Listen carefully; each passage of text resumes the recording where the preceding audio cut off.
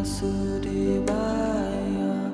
Om Namo Bhagavate Vasudevaya.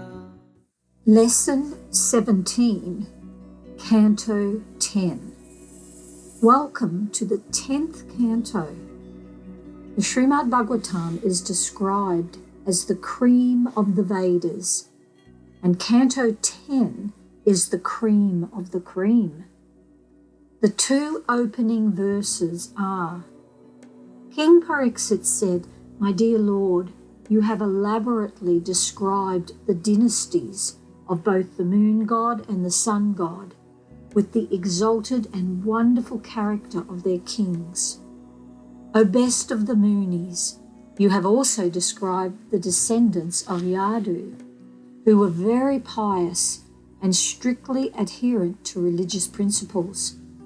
Now, if you will, kindly describe the wonderful, glorious activities of Lord Vishnu, or Krishna, who appeared in that Yadu dynasty with Baladev, his plenary expansion."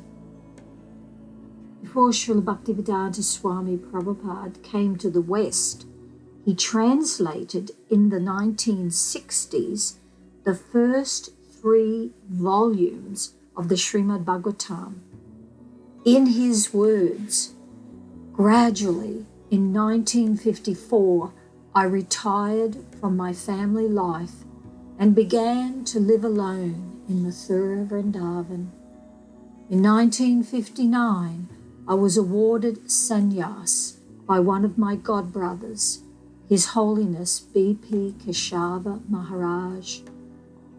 Then I began translating Srimad Bhagavatam in 1960. And perhaps in 1961, I was your guest in the Gita Bhagacha. You were very kind to help me, particularly for publishing my first volume of Srimad Bhagavatam through the Dalmia Charitable Trust. With great difficulty, I then published the 2nd and 3rd volumes of Srimad Bhagavatam until 1965, when I prepared myself to come to this country with some books.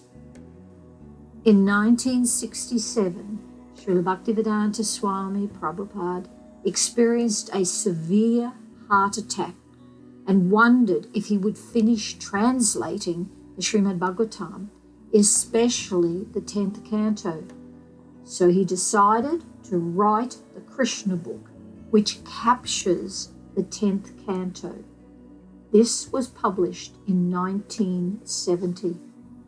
Srila Bhaktivedanta Swami Prabhupada continued translating canto after canto of the Srimad Bhagavatam, including the 10th canto.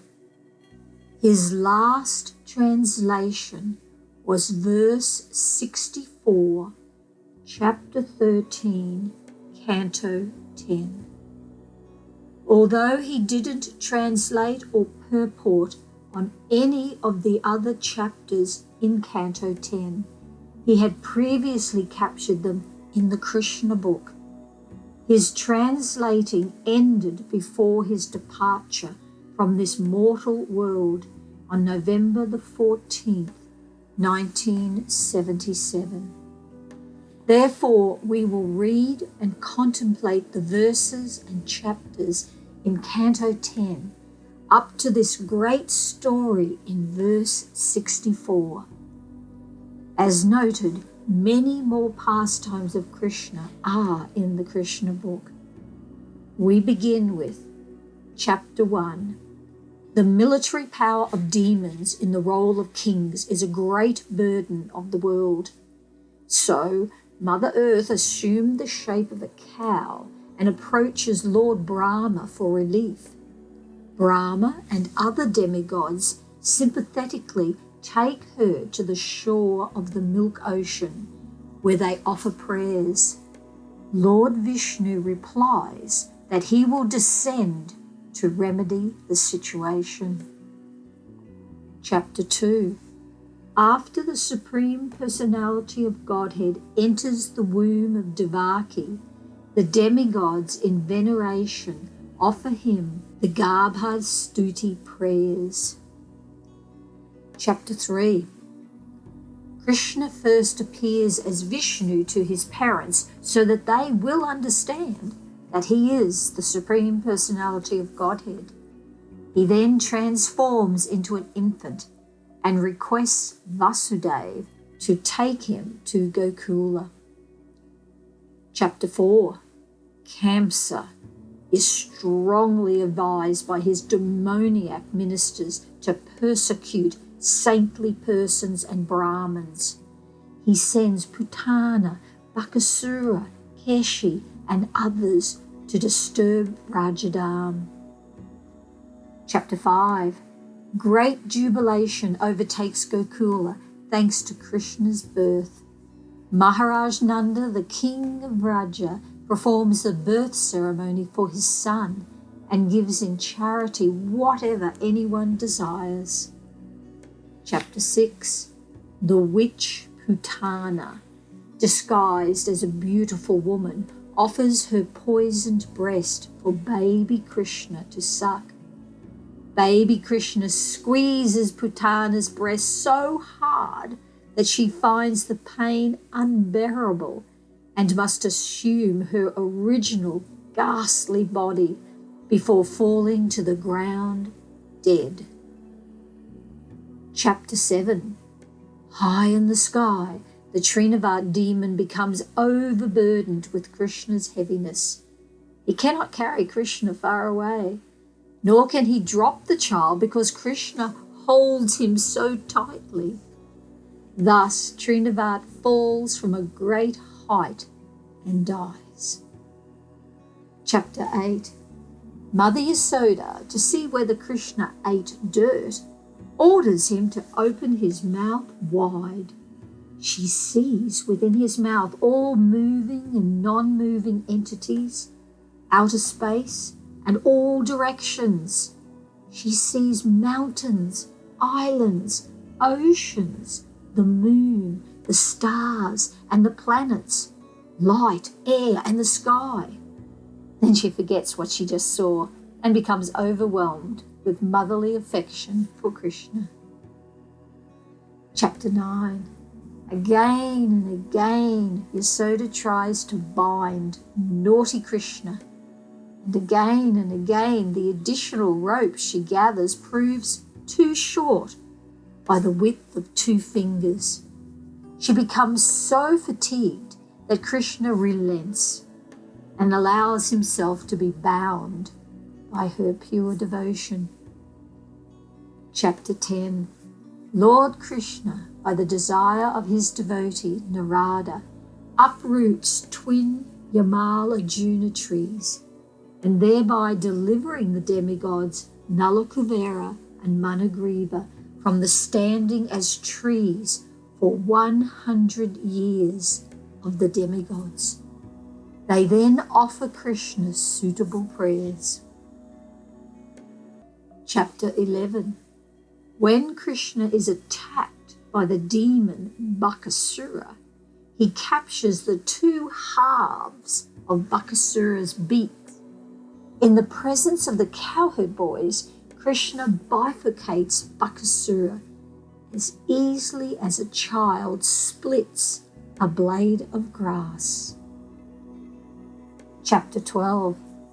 Krishna knows everything about Aghasura, and therefore he wants to forbid his friends to enter the demon's mouth. But all the boys and calves enter the mouth of the gigantic snake. Krishna finally enters too and suffocates the demon. Chapter 13. Lord Brahma decides to steal Krishna's friends and calves. But Krishna expands himself into new boys and calves just to please his devotees who wanted him as their child. When a full year has passed, Brahma returns and sees that Krishna is still playing with his friends and calves. Brahma becomes completely bewildered. Then, rising very gradually and wiping his 2 eyes, Lord Brahma looked up at Mukunda. Lord Brahma, his head bent low, his mind concentrated with his body trembling, very humbly began with faltering words to offer praises to Lord Krishna. Brahma, being very joyful, began to shed tears, and he washed the lotus feet of Krishna with his tears. Repeatedly he fell and rose as he recalled the wonderful activities of the Lord. After repeating obeisances for a long time, Brahma stood up and smeared his hands over his eyes. Srila Viswanath Chakravarti Thakur comments that the word lochan indicates that with his two hands he wiped the two eyes on each of his four faces. Seeing the Lord before him, Brahma began to offer prayers with great humility, respect, and attention. Thus ends the Bhaktivedanta purport of the 10th canto, 13th chapter of the Srimad Bhagavatam, entitled The Stealing of the Boys and Calves by Brahma.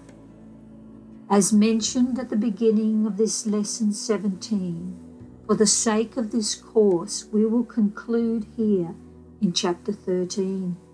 The following 77 chapters of Canto 10, as well as Cantos 11 and 12, were tirelessly translated and purported by Srila Bhaktivedanta Swami Prabhupada's disciples. On this glorious note, we give all our thanks and our heart to Srila Bhaktivedanta Swami Prabhupada for his loving translations, purporting, and untiring work for the benefit of everyone. Namaste, and thank you for doing the Srimad Bhagavatam course.